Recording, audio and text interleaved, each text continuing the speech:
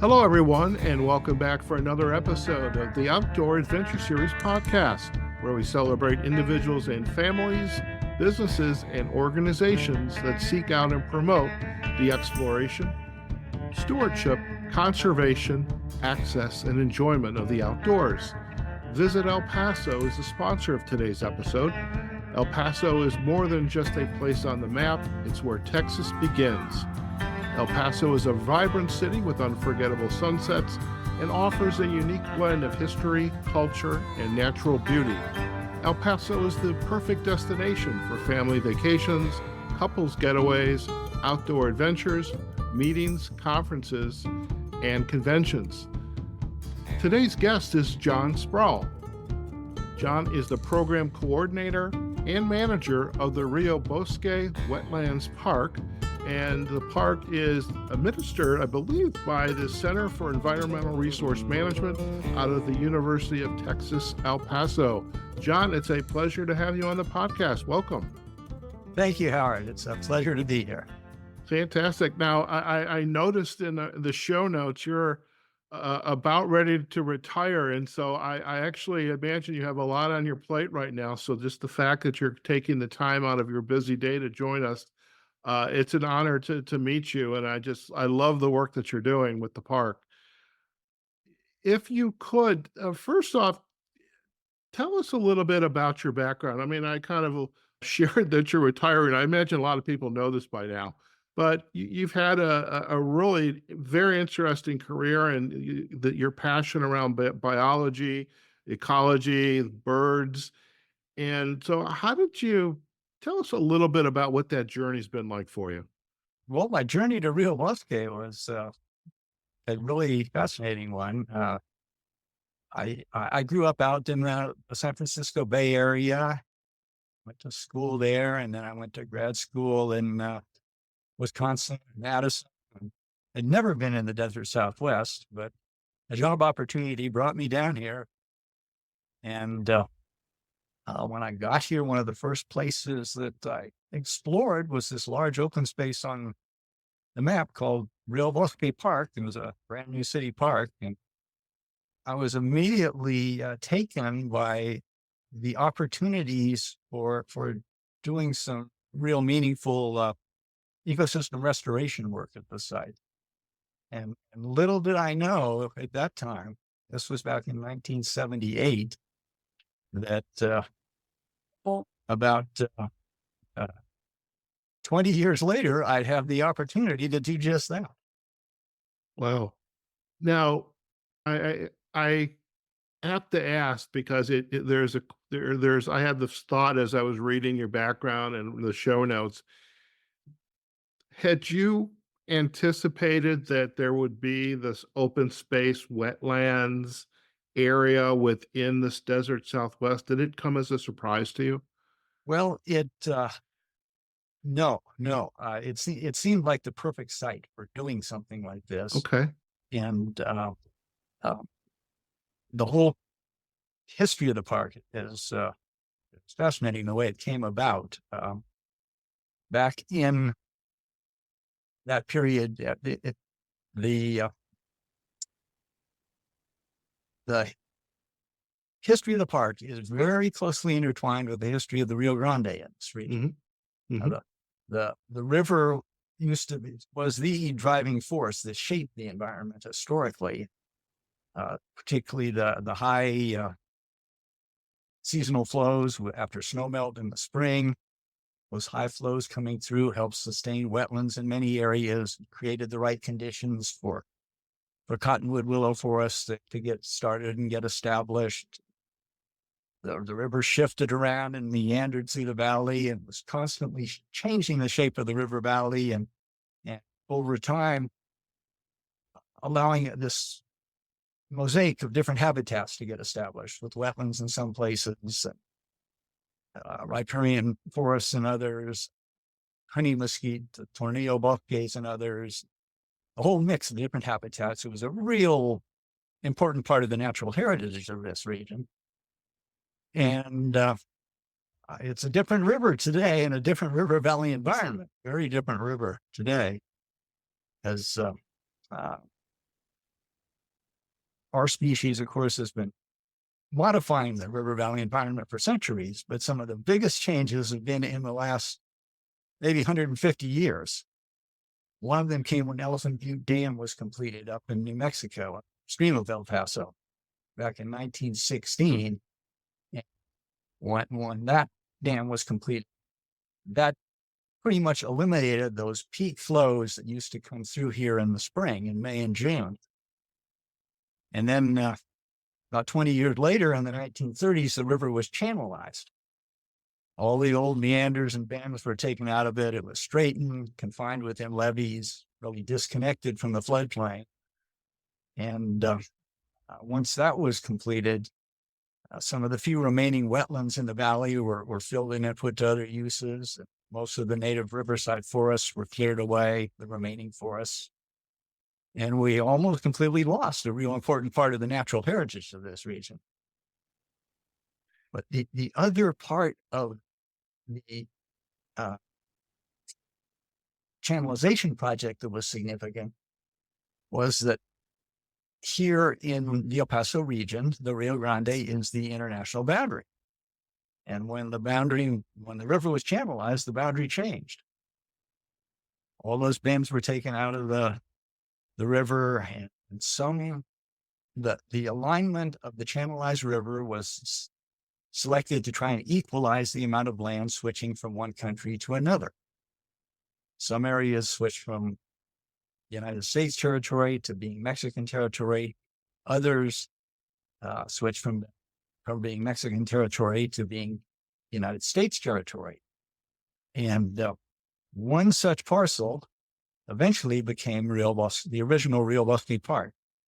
It was conveyed to the city of El Paso in 1973 through the Federal Lands to Parks program. It was 276 acres, I think, in size, and the city later added some additional land to bring the park to its present size of 372 acres. And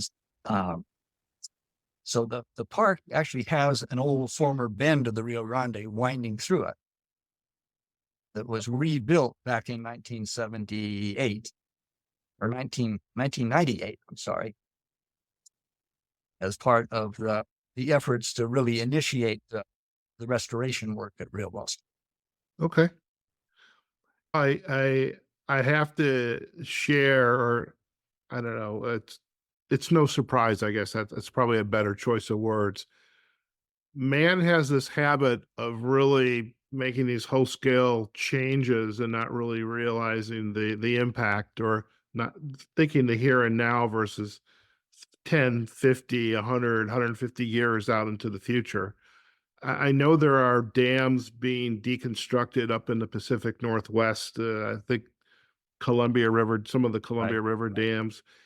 How has the restoration work been coming along as we begin to become better stewards of the land and appreciate conservation, nature, as for these locations, these environments, to be a resource for the community to enjoy themselves and to educate themselves about nature? How has the restoration and stewardship been coming along? It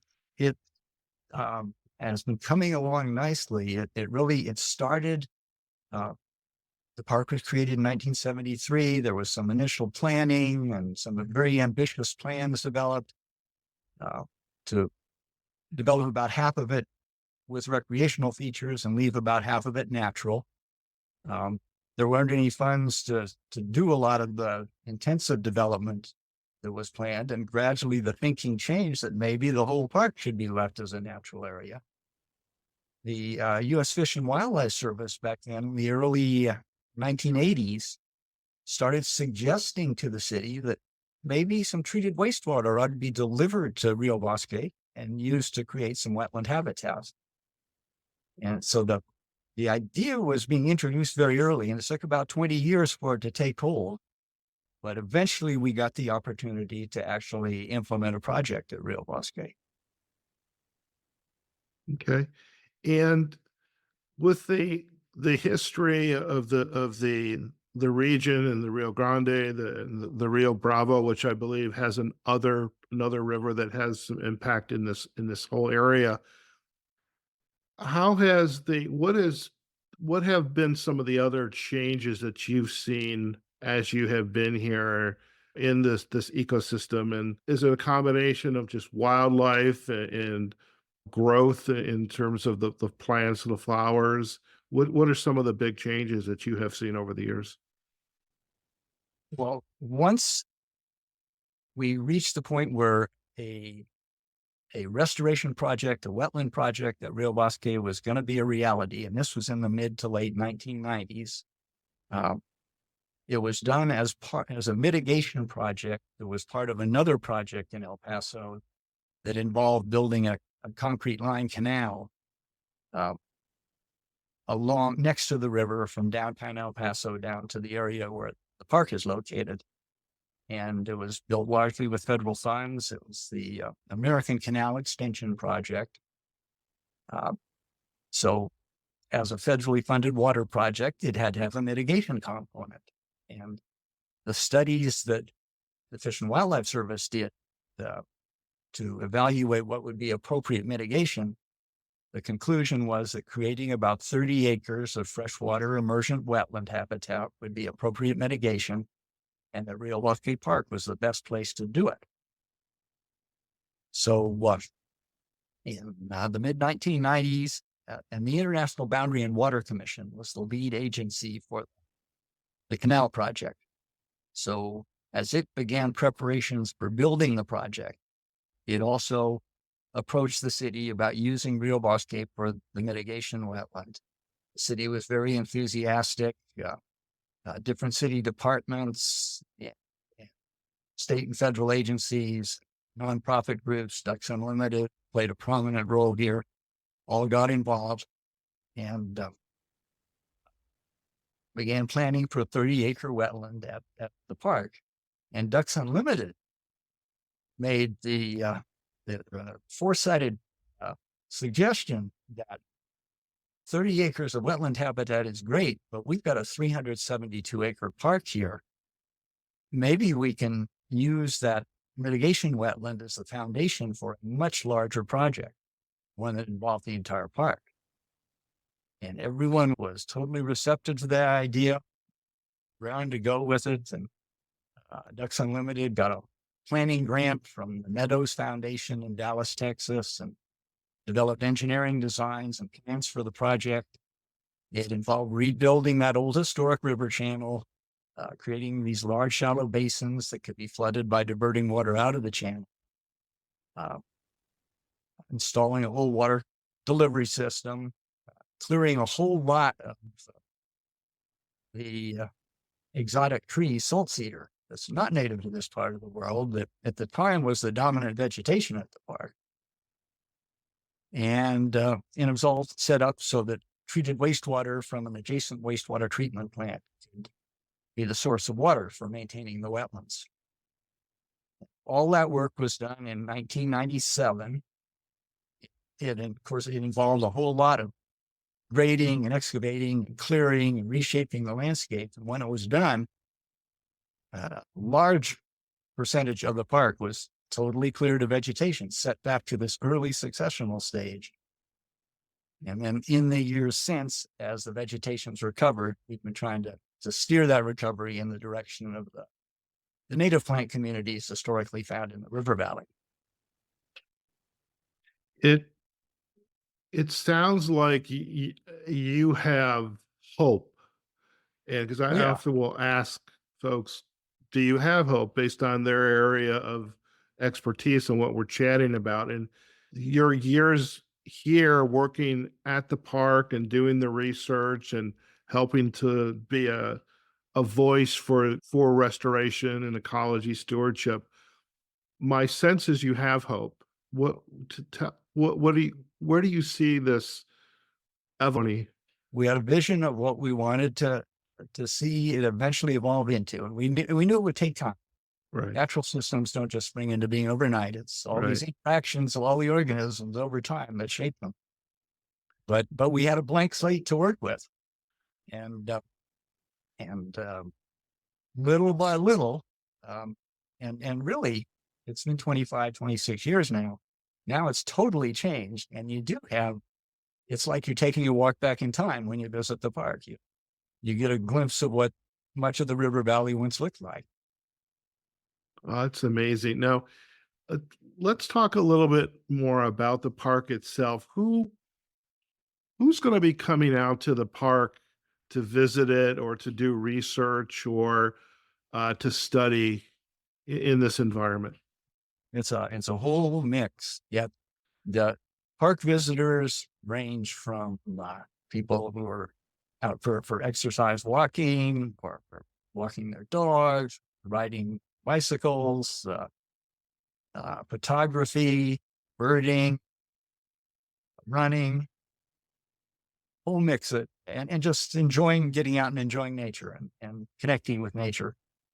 So, and that's predominantly people from the immediate vicinity and from the El Paso area, but really people from all over the country and all over the world will bump into at Rio Bosque. Okay. And how about the continuing education or research being done at the park? Yeah.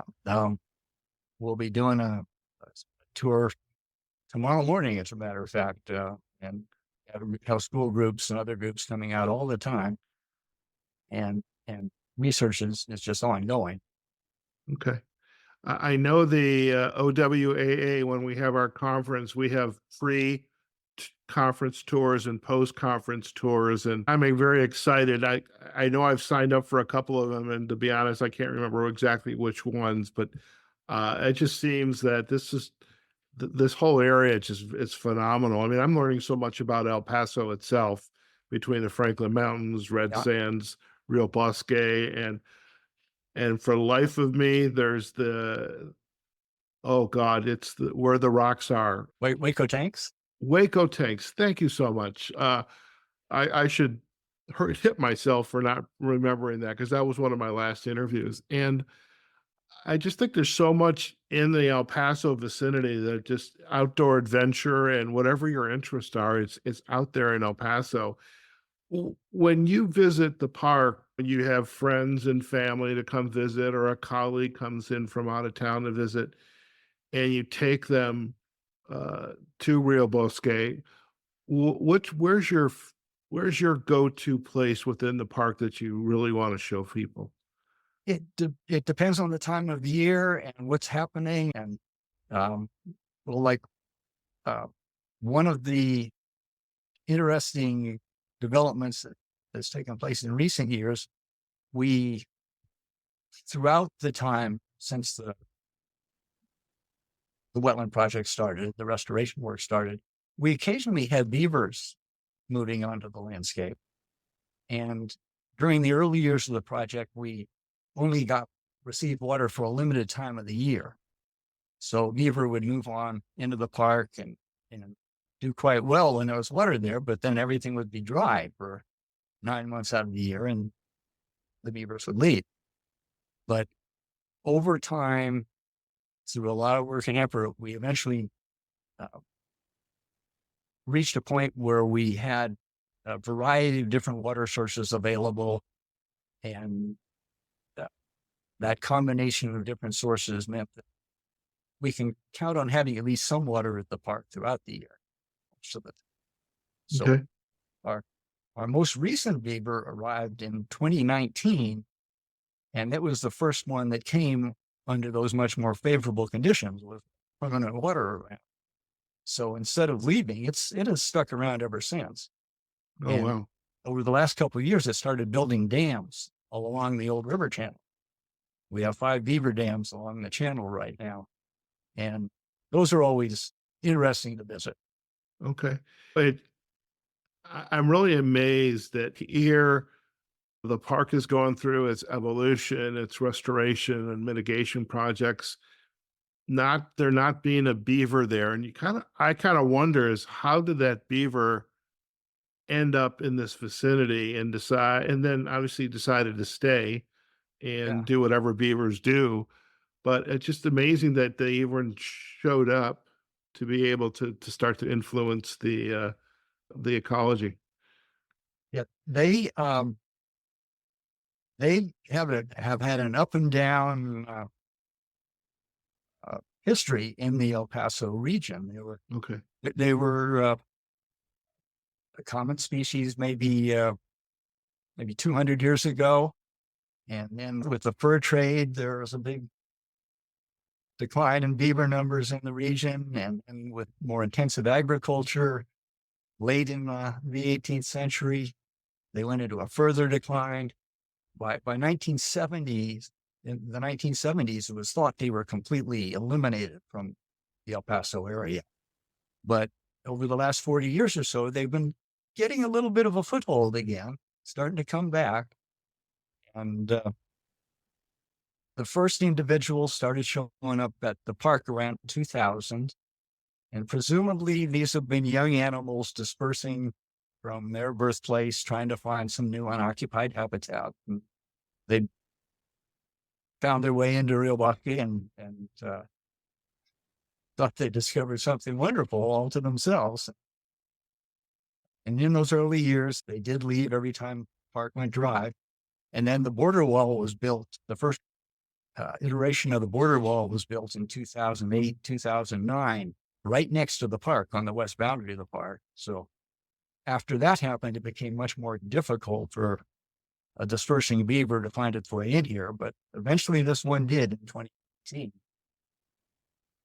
I love it. I love it. When it first arrived, it was just a youngster, but now it's this big mature beaver. It's a large animal.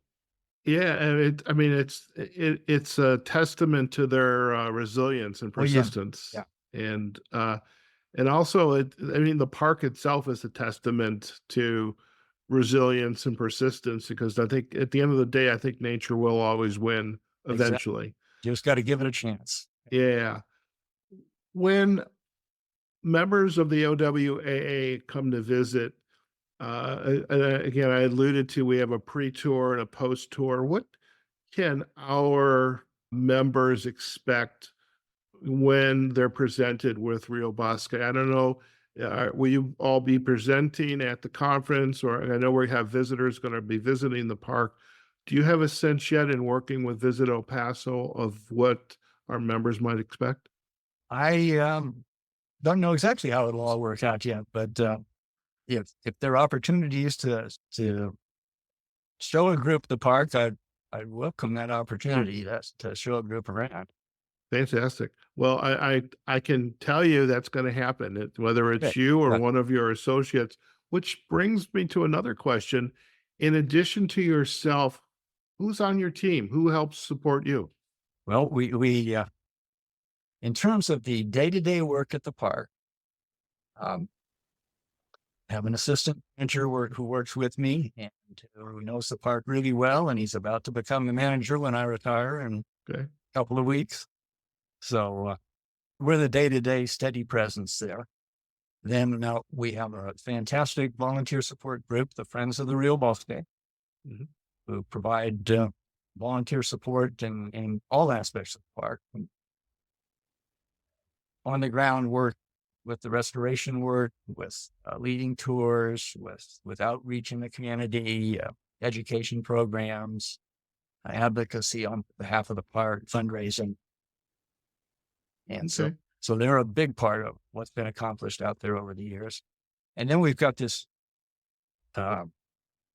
wonderful partnership that really came together when the park was first being planned. The different agencies and city departments, groups that were involved in the initial planning, that stuck together ever since. And key thing there is that all of the major players in water resource management in this region are part of that partnership. And folks like El Paso Water, El Paso County Water Improvement District number 1, the Irrigation District, the Boundary and Water Commission, the Bureau of Reclamation, they've all just been invaluable in the role they played in helping get water to the park. Okay. Now, I said something during the introduction, and it just dawned on me, I probably should have asked first. I mentioned the Center for Environmental Resource Management. what role are they playing in the University of, which is they're a part of the University of Texas at El Paso? What role are they playing with you and with the Wetlands Park?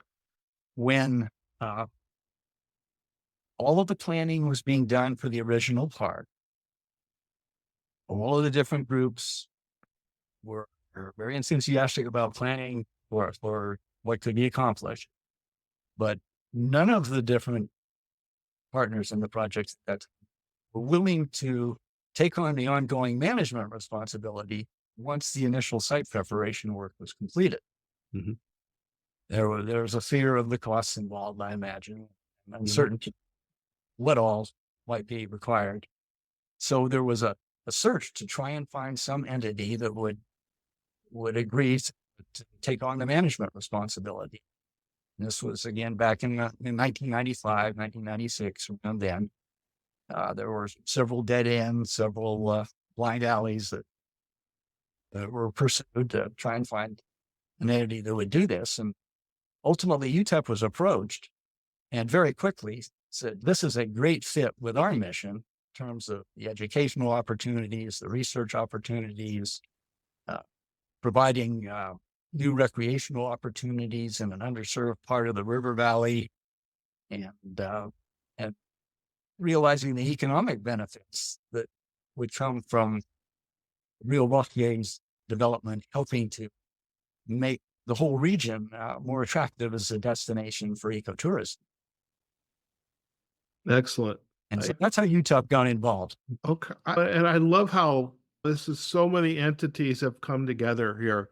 And a lot of projects in throughout the country, we have hope that that'll happen, but it's really amazing that all these partnerships are here to make this kind of impact that they have made. I mean, as you look back at your career and the work you've done, you've got to be pretty happy about that. It's just super rewarding. It's kind of a miracle that it all came together, but it sure did. As you look back on your career, and again, didn't mean to keep bringing it up, but so my apologies there. And you get to hang out at the park more, I think, on your own time and do whatever you want, or travel the world, wherever that means for you. But as you look back, what has been what I would call your aha moment? It's like, wow, I get to do this. This is the impact through the work that I do that this is happening. What's been your aha moment? Well, it's just, I see it every day, and it just never ceases to grab my attention and make me really appreciate the importance of what we've been able to do here. I get to see all these changes from that very bare open landscape back in 1998 after all the initial work was done to this lush riparian ribbon that winds through the park and these open wetland areas, and these large honey mesquite tornillo bosques, which historically were the most prominent vegetation in the river valley.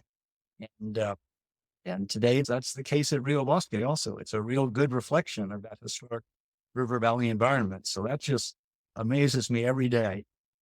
And then the other thing that's always really satisfying is just park visitors and other park users who express their appreciation over and over for what's been accomplished at the park. I love it. I love it. What final insight would you have for our listeners to the Outdoor Adventure Series podcast, or to the members of the OWAA who are going to be attending this conference? What could be a quote, a book, just a thought on the importance of this work that you have been doing, the career that you have had here at the park? What would be your insight to go for them? Well, our kind of our guiding principle through all of this has been, we want to develop a strong sense of stewardship in Paso del Norte community for taking care of the river valley environment, the mountains, the desert, the whole environment in our region, but especially the river valley with Rio Bosque. And in working with school groups, we put a lot of emphasis on the importance of stewardship at the park and instilling in the kids the idea that uh, this living world around us that we're a part of, we're totally dependent on our health, our well-being, and our very existence is totally dependent on the health of the living world around us. So we've got a responsibility to be good stewards of this living world. And that's I what love we it. do at Rio Bosque. And that's the message that we're trying to give students whenever they visit. I love it. And thank you for that gift. That was perfect. John, if our listeners would like to learn more about the work being done and Rio Bosque Park, where are the best places for them to go? Oh, I guess the park's website is probably the best place that has a lot of the information all pulled together. www.riobosque.org. Okay. And one thing I would direct folks to is there is a page on the website that's labeled Repeat Photography. And we have a series of photo stations throughout the park where every few years we take the same set of photographs. And on those pages in the Repeat Photography section, you can see how the park's changed. Okay. Very Yes. cool. I would definitely appreciate that. And we're going to have the links to the park website, as well as I know you do have a Facebook and Instagram and a YouTube page. We'll have backlinks there. We'll also have backlinks to some of the partners that you have mentioned, UTEP, as well as some of the other agencies, because links are great and give good shout outs, and they get to listen to you spend 30, 40 minutes with me and chat about the park. And somebody somewhere is going to say, thank God we hired this guy however many years ago. So this worked out well. Well, I just feel so fortunate to have had this opportunity, I'll tell you. Very good. Listen, John, it's been a pleasure to have you on the Outdoor Adventure Series podcast. And I hope in September I do get to meet you, and either at the Likewise. park or at our conference. And I wish you nothing but the best wishes and good health for wherever your next adventure is going to be. And thank you for doing the work that you have done. I can't wait to come out and visit the park, because I was going to say it early on. We have something similar here in Las Vegas. We have a wetlands park Oh, yeah. whose water's fed by our reclamation. Yeah. And it's just, wonderful place to go and visit. So I appreciate this environment that you have created. Is that the Las Vegas Wash? Yeah, Yeah, I visited there when I visited Las Vegas most recently. very good. Very Neat good. place. Yeah. Well, listen, stay on the line. We're going to do a very quick close, and you and I can have a final chat. Okay. Okay. Thank you again. All right, folks, we have just been chatting with John Sproul. He is the program coordinator and manager at the Rio Bosque Wetlands Park.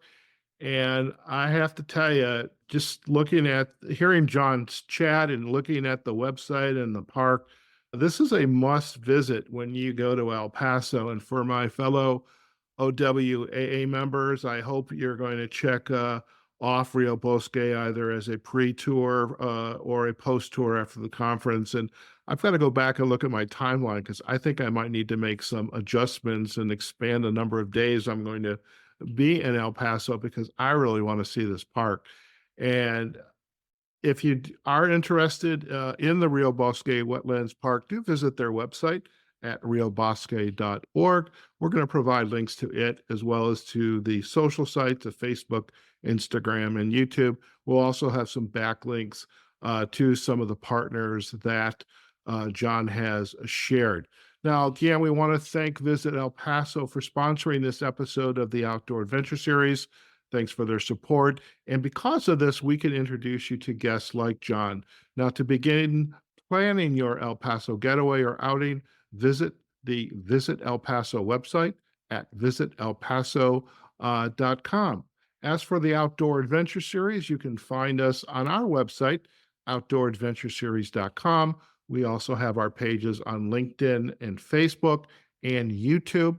If you are a podcast listener, which I hope you all are, you can find us on whatever podcast platform you get your content from. If you're on YouTube, if you're on Apple or Spotify, you can definitely leave comments and there, give us those 5-star reviews. But again, we're on all the podcast directories. Just do a search for Outdoor Adventure Series. Okay, folks, wherever you are, whatever you're doing, go out there, have a phenomenal day, and we look forward to having you join us on a future episode of the Outdoor Adventure Series podcast. Take care.